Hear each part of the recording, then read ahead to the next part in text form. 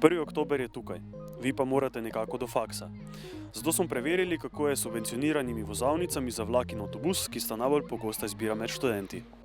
3 stvari potrebujejo vsi novi študenti, ena od teh je potrdilo o vpisu, se pravi, da imajo status študenta, druga je vloga, ki jo najdejo na spletni strani, potrebno izpolniti.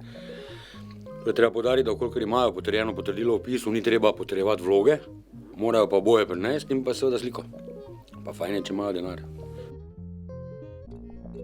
Marprom izvaja samo mestni potniški promet in si vse te za mestni potniški promet urejajo pri nas. Drugače pa koncesionarju za primestnega, ker imajo zopet enak postopek, ampak je karta malo dražja. Študentje lahko pridejo do vozovnice za vlak na osnovi vloge za subvencionirane šolske vozovnice. Ta vloga mora biti potrjena iz strani šole ali pa zadostuje tudi potrdilo o šolanju.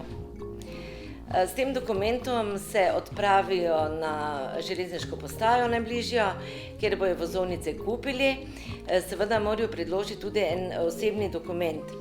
To se pravi, študenti 2., 3. letnika že imajo čip kartice in ta čip kartica velja letošnje leto in vsa leta študija. Novi študentje pa si čip kartico nabavijo, ki stane 10 evrov. Več informacij je na naši spletni strani, to je www.železnice.si. Zraven avtobusa in vlaka je pa na voljo še alternativa. Bodisi so to prevozi ali pa kaj drugega.